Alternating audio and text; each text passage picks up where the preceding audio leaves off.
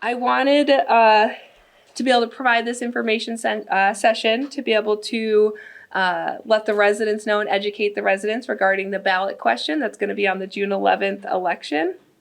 And so I'll start by just saying that the ballot question that's going to be on the election ballot is in regards to the energy service contract that the town had entered into. This is an agreement that traditionally what would happen is when the town authorizes a project to be completed at town meeting, because that's where the authorization takes place, if there was going to be a debt exclusion, generally following that May town meeting, it would be brought to a ballot vote.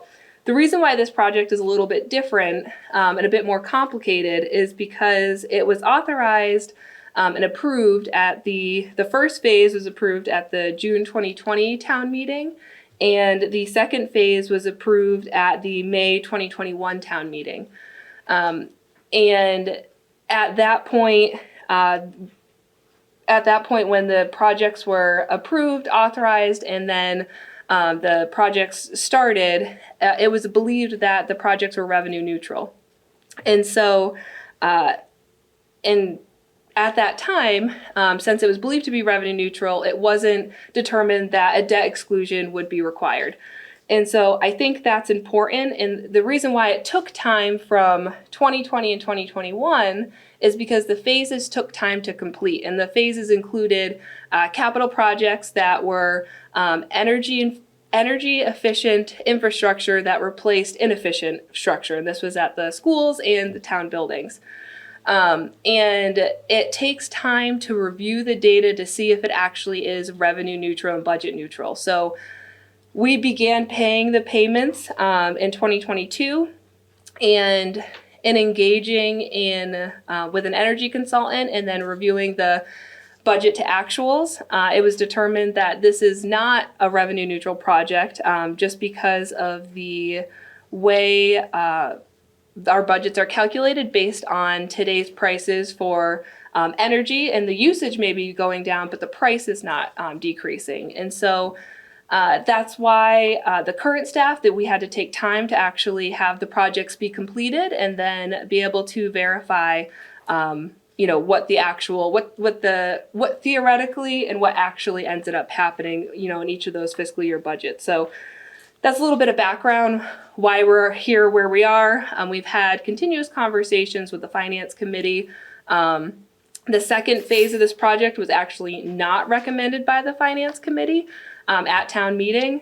And town meeting vote did say that they did want to move the project forward because of the HVAC related projects that were encompassed in this ESCO project. And so the town did continue to move forward with it, and we paid on it, and now it's just a question of how do we continue to fund it the way we have been, or do we use this alternate financial structure? And so it's kind of a long background, but I did want to give some reason to why we are at this point. I'll start by going over the PowerPoint here, and I went through this at the May 28th Select Board meeting as well. And what I'll do is I'll go through each page and then I'll open it up for questions to answer. So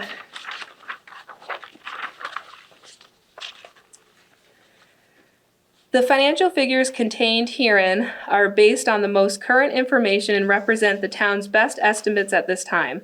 This presentation is intended to provide policymakers and voters with quality and transparent data to inform their own independent decision-making processes. The agenda includes overview of the project, timeline of approval, financing terms, tax rate analysis, ballot question, tax relief and financial assistance options, and glossary of municipal terms. And this PowerPoint is available on our town Facebook page and the Town of Monson website page as well. Overview of the project. Authorization. Monson residents authorized the engagement between the Town of Monson and Siemens to enter into an energy service contract because it offered financing options that allowed the town to undertake large-scale infrastructure projects that were needed. Siemens offered financing solutions with energy savings proposed to pay for the upgrades over time, theoretically making it a budget neutral, even positive investment for the municipality. Update. While energy service contracts with companies like Siemens Public Incorporated can provide numerous benefits, they also come with potential risks and challenges that may prevent a project from being budget neutral. For Monson specifically, overcommitment of net metering solar credits and energy market increases impacted the financial outcomes of these projects being budget neutral. Due to the energy budget line items not decreasing despite a reduction in energy usage, achieving budget neutrality has not been possible. Currently, this project is funded through our excess capacity rather than energy budget savings. Initially, we believed that a debt exclusion would not be necessary because energy savings would cover the project debt. However, given the realities of the debt payments and savings, the Finance Department recognizes that a debt exclusion should have been considered as a viable financial structure at the outset of the project. And again, the staff at that time, reviewing this project, they put forward the best information they had at the time. And again, since the date of these projects being completed and approved, it's been noted that we needed to review how it was being funded. So the next is overview of project continued. 92% were capital upgrades made to the school buildings, and 8% of capital upgrades were for town buildings and street lighting. And now these, I broke it out into phase 1 and phase 2. You'll see in the PowerPoint, you'll see phase 1, there was a change order. And then they mentioned phase 3. They kind of broke it into 3 phases, but really how the money was approved at phase 1 and phase 2, just how they reference it throughout the contract is a little bit different, but it is all part of that $4.9 million that we're talking about. So phase 1, you'll see in the first graph there, it included the buildings Corey Hill School, Granite Valley School, and Monson High School. And that included upgrades to energy efficient capital upgrades to the lighting, HVAC controls, window fill, and the pool unit. And I just used the pool unit as one of the examples. $800,000 went towards replacing the Dectron unit in the community pool. A Dectron pool unit refers to a specialized heating, ventilation, and air conditioning system designed specifically for indoor swimming pool environments. Failure and non-replacement of a Dectron pool unit can lead to significant environmental, structural, health, and financial issues. To maintain a safe, comfortable, and cost-effective indoor pool environment, it was crucial to address any failures of such units promptly. Phase 2 included upgrades to the town buildings, Corey Hill School, Granite Valley School, Monson High School, town offices, the water department, and townwide street lighting.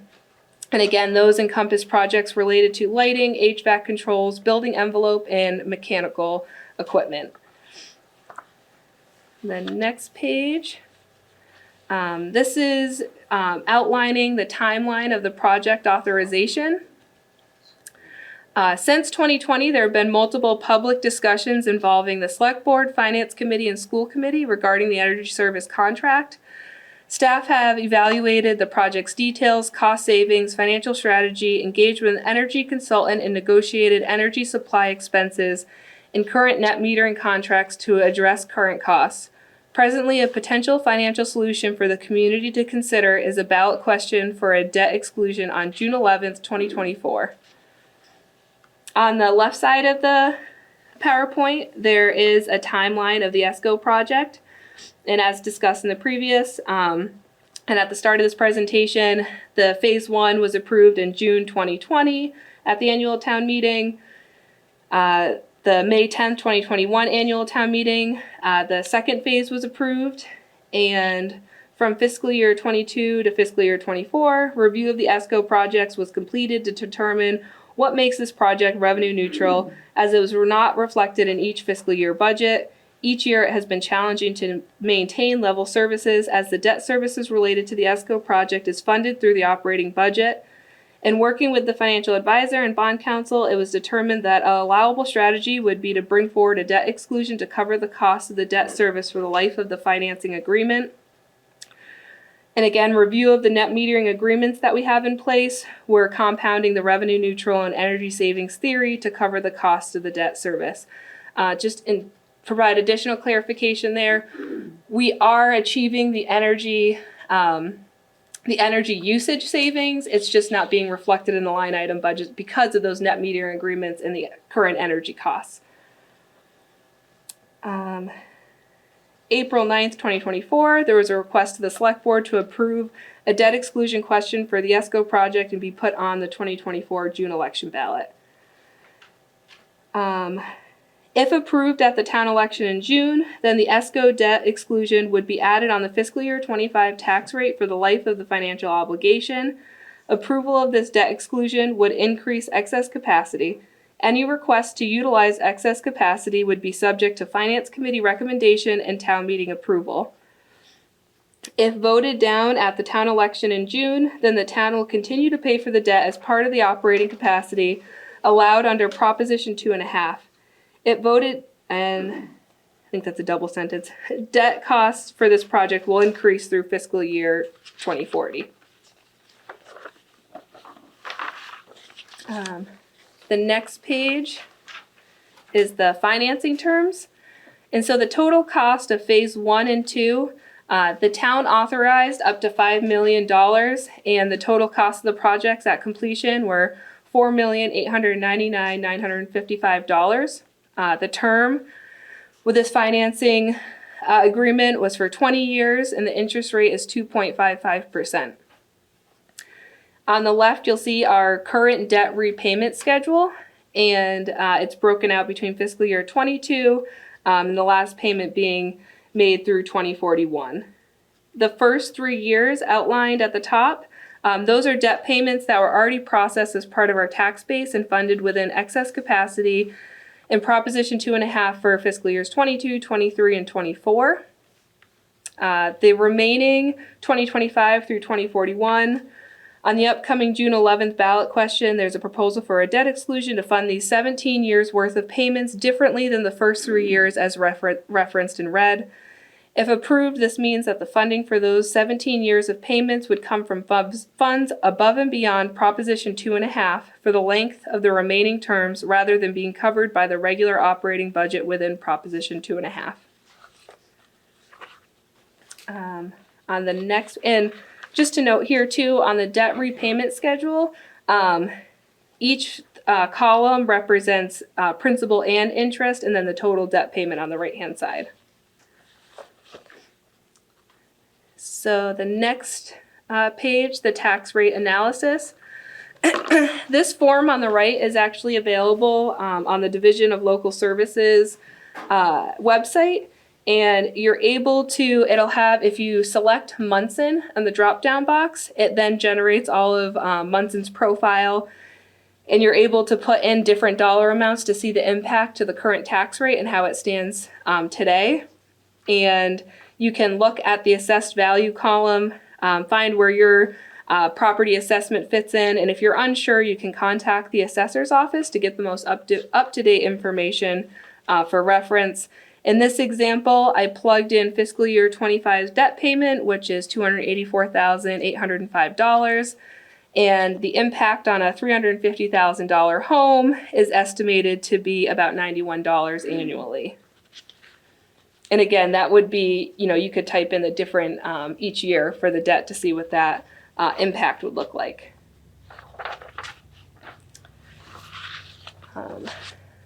On the next page, this is the ballot question. I just put a slide because I know we talk about a lot of these things.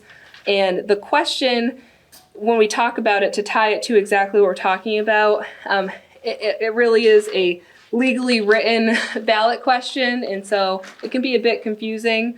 And so, but this is the legal question that we actually received from bond counsel that makes this a valid vote if approved. And so this is the wording that we have on here. Shall the town of Monson be allowed to exempt from the provisions of Proposition 2, 1.5, so-called the amounts required to pay for the lease between the town and Seaman Public Incorporated to pay for costs of replacing energy inefficient infrastructure elements of town facilities with energy efficient infrastructure elements, including the payment of all costs incidental and related thereto. And these last 2 pages, I just really included for informational purposes. This is for tax relief and financial assistance options. These are exemptions that are offered through the assessor's office and reviewed and approved by the Board of Assessors. For more information regarding these exemptions, you can visit the assessor's website, and the phone number is for their office is 413-267-4100, extension 212. And just a note on that, any of those exemptions, there's applications and eligibilities and things that you have to check off, and a timeline. So those would all be good questions to ask when inquiring about what is available. I know I've already talked a lot, so I won't read through each individual glossary of municipal terms, but I did include some terms that were used throughout the PowerPoint that I thought would be useful.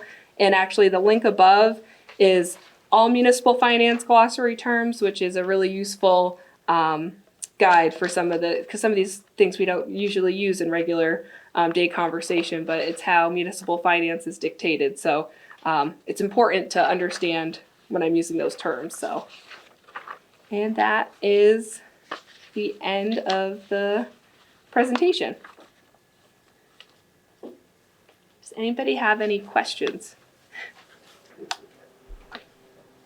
Mary. My understanding that once you vote for a 2.5 override, it never goes away unless you vote for an underride. I've never heard of that happening. Yeah, so there's 2 different things here. There's a debt exclusion, which that was this question is for, and the debt exclusion is only for the life of the financial obligation, so only the life of the loan, and then it falls off the tax rate. An override is permanent, so that would be for forever going forward, but a debt exclusion is only for the life of the loan. Yes. Mary? So the loan covers phase 1 and 2. Are there any other phases? No, the project actually fully completed, I want to say May 2023. And so that's also why it's taken some time to bring this forward, is because, you know, from my standpoint, when I'm looking at this, I wouldn't want to bring it forward if I didn't give the time to see how the data was reflected, because until each project and phase was completed, it would be hard to determine if there was any budget changes. But because, like I mentioned, the net metering agreements and the costs of current fuel and electricity and supplier rates, the budgets aren't going down. So when we have a $285,000 debt payment, we're not seeing a decrease in the school energy line or school electricity line. We're not seeing a decrease in the town electricity line. All those lines are remaining the same due to those inflationary rates, you know, going up each year. So although in theory I understand the intent for it to be revenue and budget neutral, you know, it unfortunately does not appear to be that way through the budget conversations we've had. And we've used the 4.9 million of the 5 million, and there's no plans to, the projects are completed. So yes, Roxanne. Okay, I actually have 3 questions. All right. So every year that the taxes they're going to go up. So by, let's say 2029, our taxes are going to be probably $300 per household for a $350,000 house.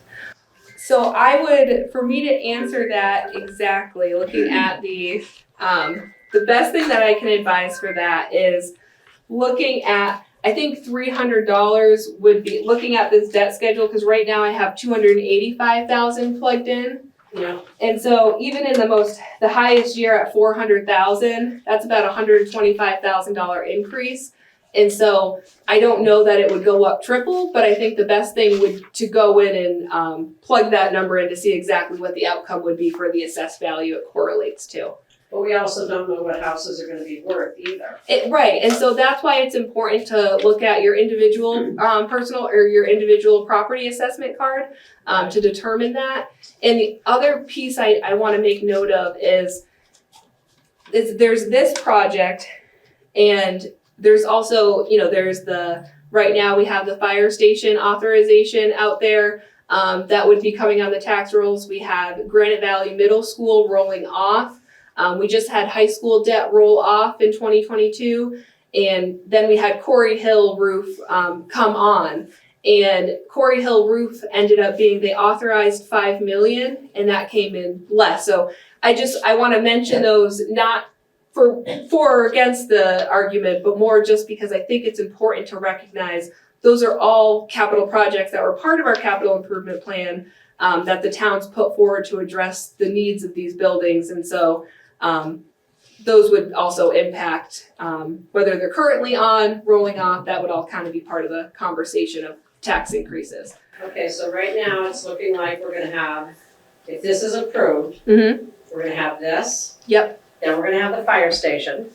Yes. Then we're gonna have the $1 million for the Palmer for the sewer. So that would be roof. separate because that would be the water sewer budget, and I want to be clear on that that's not part of our. Pocket. Right, it's if you're a water sewer user, that would be additional. And the one note I will make about the water sewer is it is part of a joint treatment center. Right. So although it feels like, okay, this is $1 million, and that's not a small amount, but the effort to have that joint agreement is really beneficial to Monson because we're not footing the bill for the whole project. It actually runs around 20% of that project. Right, so only the water and sewer users are gonna pay for that? 'Cause I thought Right. that was gonna be for the whole town because Craig said that everybody, even if we have wells, we're using the water in the town. I really wouldn't be able to, I would leave any questions related to that to the water sewer superintendent, but what I can say is it affects the water sewer user fees because that's where the debt is. Pretty sure you said it was only the water and sewer. Yeah, because it's based on the water sewer So users. it's gonna go on our water sewer bills? Right, so this is not, Wow. they did talk about that at town meeting when it was approved and authorized to put forward. Because the difficult thing is, what is the alternative of not funding the project that they need at that joint sewer treatment facility? And that becomes the really difficult question is, if that's a piece to continue to run the service for water and sewer users, it's very difficult as staff knowing that this needs to be addressed and not bringing it forward, but understanding the other side of it, it is an increase to taxes, but it's being brought forward because it's something that's necessary to continue the service. That's gonna be a big burden on people that have water sewers because they keep on hitting us with the water sewer fees in addition to the water usage and the sewer usage, and they keep raising the minimum payment. So it's starting to get expensive. So, and really to your point about that, enterprise budgets are funded through user fees, similar to how municipal operating budgets are funded through real and personal property taxes, estimated receipts, state aid. That's how, so enterprises, they look at what does it cost to run this operation, and then they're backing into that. And if there is any excess funds at the end of the year going into what they call it retained earnings, but similar to how we talk about free cash, they're then using those funds to offset capital projects, which they do every year at special town meeting and annual town meeting. And so I know when they're reviewing that and when their business manager are reviewing what it costs, they need to bring forward, they never want to be short to be able to cover the budget expenses. So it's important for them to encompass everything that they expect to be able to cover the costs. And that's what the department's bringing forward, whether it's water, sewer, really any department that's bringing forward budget information. Okay, I'll make this a twofer. Okay. So did we lose out on any savings with having the schools closed due to COVID? And I know we're using Beth, is it Greenwood? It's Beth Greenblatt. Okay, is she saving us any money for the 10,000 that we're paying her per year? So we're not paying her $10,000 per year. We had signed on with initially $10,000, and so we've utilized, I believe, about half of that. And she's helped me understand, because I think there's a point where when I coming into this position and really trying to understand, I can recognize I am not an energy, I'm not an energy consultant. I don't specialize in this. And so really engaging with Beth Greenblatt was to say, can you help us better understand? To be completely honest, I think having her before we entered into these agreements would have been the most beneficial for Monson.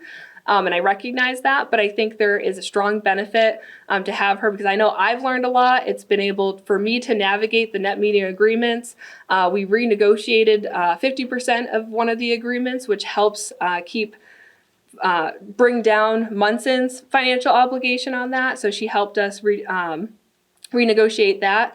The other piece of this ESCO project is each year we're paying a fee anywhere between $20,000 and $30,000 to Siemens Energy, basically to provide a report to say it's called the Measure and Verification Program. And that's basically telling us, okay, you've met this, and this need on your energy goals. Basically, they need to tell us that we've met the goals outlined in the contract. And we also have to report that information to the state. And so she's helping me currently renegotiate that, and for me to better understand what best information, basically, what are we going to get for the best dollar that we're spending? And so, yes, I would say she's been extremely beneficial for Monson and helping us navigate and better understand next steps forward. So you just said $20,000 to $30,000 we're paying a year. Is that part of this money we're paying? It is not. In addition to? That's in addition to, so that is separate from this contract. But again, why it's very important to make sure you're engaging with the professionals that deal with this, because it's not just Monson who has engaged in these energy efficient projects. I mean, a lot of this is tied, we're a green community, we get grant funds for being a green community. And so I think understanding that was really, I think, even one of the driving points of entering into this energy saving, because it's not just replacing the capital items, it was with efficient capital items to be able to save energy. So that was just another piece of the contract. So really they're getting almost another $1 million to give us that thing every year. Yeah, I believe, looking at it, it's about $785,000, but I say that's currently what it is, but we're working on renegotiating that, because we have to report this information anyway. And so our biggest goal is this project was approved. It was passed. We have, the contracts are in place. The capital upgrades were done at the school and the town. And the realities of the situation are we receiving what we need to? Are we making sure we're looking at anything that's under warranty? And these are all questions that the Finance Committee have had and have brought forward, and that I continue to review and look at. Again, utilizing Beth Greenblatt to make sure we're managing those costs the best way possible. Okay, thank you. Yes. Yes. I realize they've already done the work of the HVAC, they put in frequency drives for the motors and all that stuff. It's already done. It's gotta get paid for, I understand. But in the last 10 years, our school system has dropped a third of the enrollment. Do we really need to keep 3 schools open? I know we have to still pay for what's been done, but if we're not burning the lights and keeping it open all the time and heated, could we shut one of them schools? And when we get back to energy neutral, perhaps? So I'm going to try to answer your question the best that I can, but a lot of those questions are really outside of my realm of this project. But what I can say, and what I've heard said at Finance Committee, Select Board, and School Committee, that all 3 buildings are currently being used. That's something that school administration has addressed. The comment that I've heard, because that has been a concern that I've heard from residents bring forward, but I think the response to that has been, whether it's less enrollment or not, they still have to operate the school at capacity and that all the buildings are being utilized. And that would be a question that I would say for further response to reach out to the school committee or school superintendent to further, request any additional information. But from what I'm aware of, the schools are being utilized, even if they're, enrollment. The superintendent's not gonna give up her wing at one school. I have no comment on that, but I would say, from the meetings that I've had, it's that they are being utilized. And at the end of the day, these are still town facilities. And so, upgrading the buildings and making sure that we're addressing those needs are really important, I think, no matter what direction the town decides to go in at any point. I think it's important for us to make sure that we're addressing those needs. Yes. One more. So if, I heard talk of might want to do regionalization of schools. So if they do ship our kids out and we have 3 empty schools, then what happens?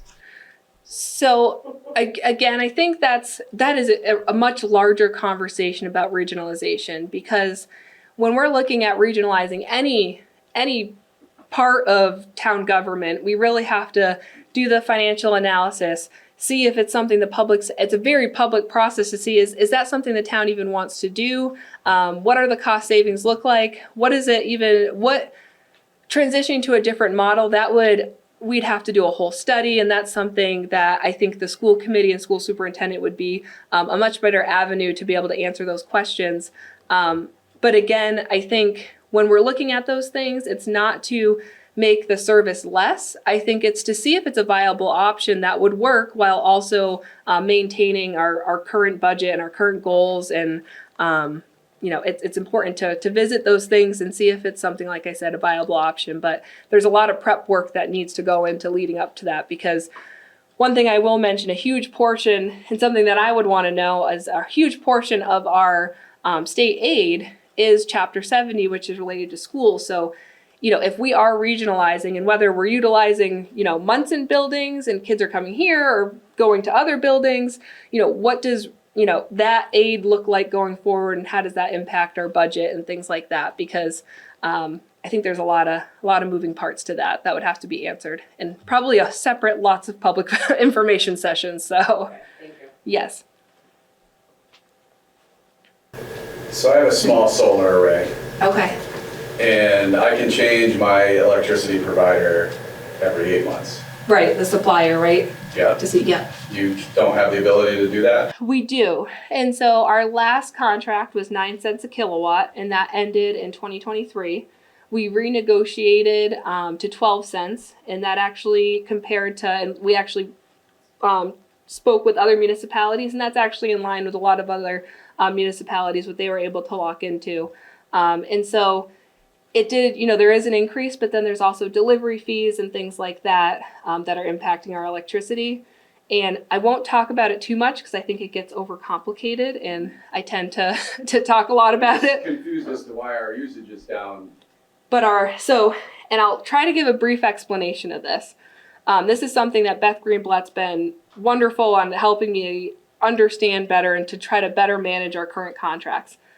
We have National Grid. We pay a National Grid invoice. It's 12 cents a kilowatt. There's the delivery, all that kind of fees on there. That's fine. We're getting a bill for that and we're paying that.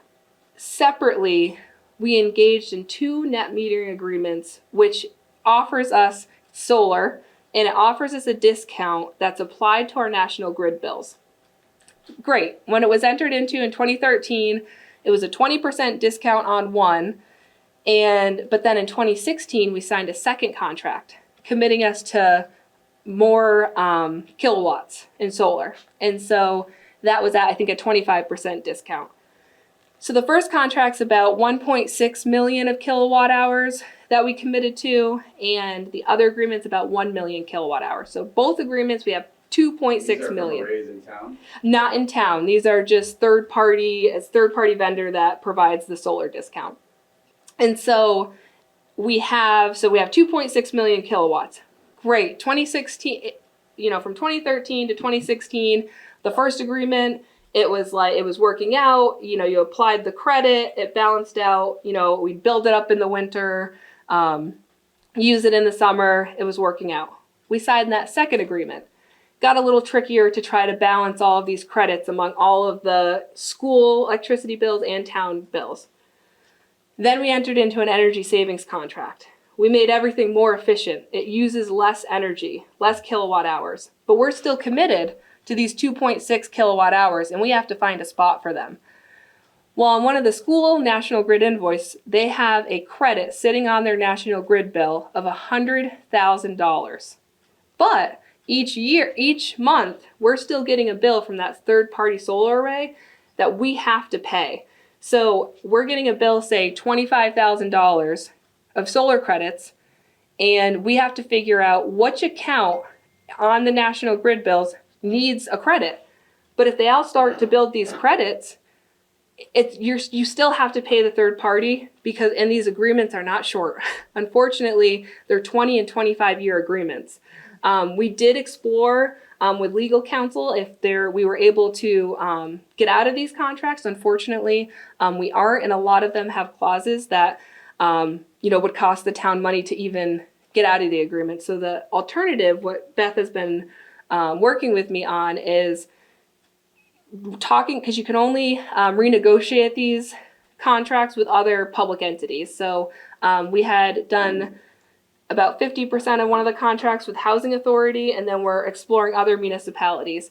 The thing is because this was something that a lot of municipalities entered into, they, have since, upgraded energy efficient equipment. They don't really need the credit, so it makes it a challenging job.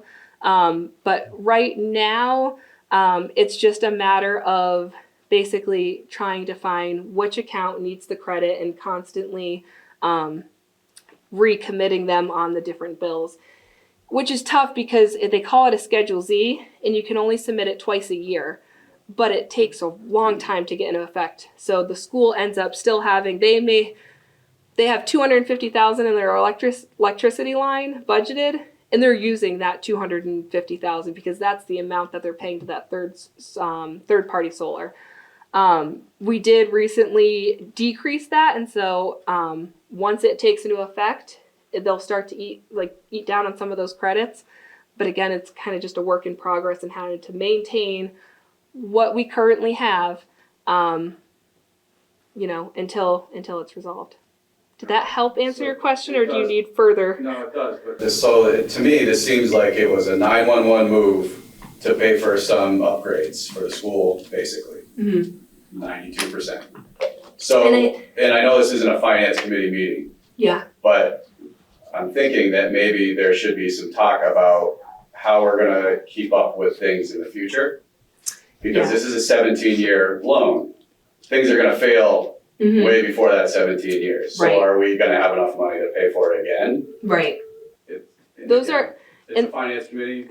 Yeah. But those are, honestly, those are great questions. And I think it brings up a good point that, with anything that we're entering into and we're spending money on, it's the town's, job to do their due diligence and to make sure that these contracts, following the warranties, following if something fails, what happens. And I think with any project that we enter into, we really need to be cognizant of that because it is important. And I will say the finance committee has been really great with asking questions. I know there's members on there that have reviewed the contract really, thoroughly and brought up questions. And I think they had similar concerns even for that second phase that was voted at, which is why they said they didn't recommend it, because I think there was a lot of question. From my perspective at that point when it was the second phase was, it fully understanding the scope of the project and the effects and what the information initially was, how it was presented.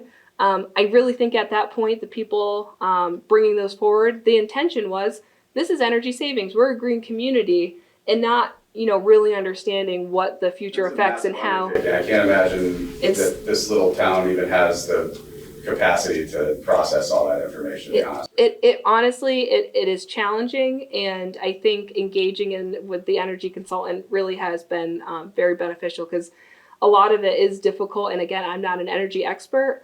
But when I see that it's a difficult discussion throughout the budget cycle each year, and how it's impacted the budget, because if we were at any point when we are going into, say, bond for a $5 million project, there wouldn't be, for me at this point, if that was brought forward, it's, okay, this would be appropriately funded through a debt exclusion, because we can only increase the budget by 2.5%. And when you have increases related to regional services, health insurance, pension liability, departmental requests coming forward because that's what they need to be able to run their departments, I know the realities of what that looks like to be able to balance the budget. And so when you have this big debt payment within that operating capacity, it just leads to those difficult conversations on, taxes increasing, departmental, how do we continue services, and what the short and long term, what that looks like. So definitely all really important things to talk about, and it is a lot of information. So I can certainly understand why it's tough. Yes, Roxanne. I don't know where this came from, but wasn't there talk, and I thought it was Siemens, was supposed to put solar panels, like a garage roof, over behind Town Hall? So that was discussed. I vaguely remember that. I think it was discussed at for Green Communities grant opportunity, because under Green Communities, there's certain things eligible for grants for towns and municipalities. And I think at one point that was something the town planner at that point had talked about and brought forward, but it just never came to fruition. I'm not quite sure why it didn't. I know they went with some other projects, but they didn't move forward with that. But that was through Green Communities. All right, I thought it was at a town meeting it was talked, the one in the field, but I could be wrong. It's been a few years. Yeah, I don't recall, but I mean I recall that being discussed at some point, but I think it was the Green Communities grant. Okay. Yep. All right, thank you. Mm-hmm. Does anybody have any other questions? 1,000 of them, but this isn't the place. No, I'd rather go to a finance committee meeting. Yeah, and I definitely encourage any resident to come to finance committee, select board, if you're or school committee, really whatever your question pertains to, reaching out to that board or committee, contacting through that the staff to answer the question, make sure you're going to the right department. Those are all really important. I know I'm always willing, if you give me my office a call or send me an email, I'd be happy to explain it. And maybe it's not always a favorable response, but I at least can give you the answer. So I'm always happy to do that. Lori. A question about the Siemens contract. So Yes. obviously it's $5 million and that was for the work, Yes. for the materials. Correct. In that contract, it also state by doing A and B, your potential savings is 30 to 40%. Are those all, is that all in the contract? Yes, they actually outline the guaranteed savings, which is Okay, what that MVP report that I mentioned, the measure and verification. So what happens if, as you're going along and you're looking at your reports, that is not happening? What does Siemens do? Right, so that's a great question. If the savings aren't guaranteed, then it's outlined in the contract that we would get that money back, basically. Whatever savings they guaranteed in the contract, if they didn't meet that. So, it is important to review that information, but we want to make sure the data that we're receiving from Siemens is, good quality data that is telling us something and not, more than what we would actually really need. That's my main goal. See, I keep thinking, so what is our savings right now? And are they getting it back with that $20,000 to $30,000 they're charging us for the report? Yeah, so far the reports that we received, we did meet the guaranteed savings that they outlined that we would meet those benchmarks. Currently, I have some meetings scheduled because you get this really long report, and so currently I have some meetings scheduled with Beth Greenblatt to review the report and see what it all means, because it's a lot of data. It really is. And so our plan in the finance committee has had a lot of similar questions. And so I'm planning on bringing those reports forward to discuss at a finance committee, most likely in the fall when we start meeting again. Did she ever talk about possibly getting us back to being net metered? So the option for the net metering agreements is, again, basically negotiating away some of those credits that the town doesn't need anymore, that isn't financially smart for the town to keep. Yes, Brad. What happens if this does not pass? Where does it go from there? I mean, So- what benefit do we have by passing it Right. or not passing it? So one thing I'll say before I answer this question is, as a town official, I have to remain neutral. Yeah. And so I just want to preface with that. So there's two sides, and I can go into based on facts and information that have happened, but I can't really say the pros and cons of each side per se. So if this passes, it will be financially structured as a debt exclusion and paying for our debt similar to how we've paid for other large capital projects. If it doesn't pass, we'll continue to pay for how we have been paying for it through our general operating revenue and the Prop 2.5 limits. One of the reasons why, and I've said this at previous meetings during the budget conversation, so kind of separate from this ballot question, is what we've run into are, like everyone, and I think it's been a huge topic, is the costs of things are rising. Health insurance costs are increasing. School, whether it's different departmental costs are increasing. And so what happens is in our operating budget, if this isn't passed, it gives us less capacity to be able to address those increases. And when we're looking at any budget year, it's the fixed costs, right, that we don't have control over, which is the pension, health insurance, vendor contracts, salary contracts. Those are things we really, those are fixed costs that we know have to go in right off the bat. The other things that come forward are things like the unfunded mandates. Department heads work really hard to bring forward what they need to be able to provide the service to the town of Monson. And so because we can only increase so much each year, we get behind on some of those needs. And I think that compounds over time. And so it becomes challenging to address certain departmental needs and to provide services. In this year's budget, because of things outside of our control, we can only, it wasn't even not accepting departmental requests. We actually requested departments to bring forward revised budgets and cuts to their department budget. So going into next year's budget, those are already going to be continued conversations on how to address that. And it gets to a point of how do we address that? And doing this debt exclusion, to me, fixes the financial structure of how it currently stands because it's not revenue neutral. And in the future, it's not going to be like, oh, okay, now we have this capacity to be able to address this, and this concern. But it provides a certain level of capacity to continue to address, instances that come up. Or again, like I said, with that excess capacity, it's not really for me to decide how it's spent. It's the public conversations we have with Finance Committee, Select Board, School Committee, and the residents at town meeting when we bring forward a balanced budget. I know that was really long-winded, but I felt like I really wanted to encompass all the pieces to that because I think it's important.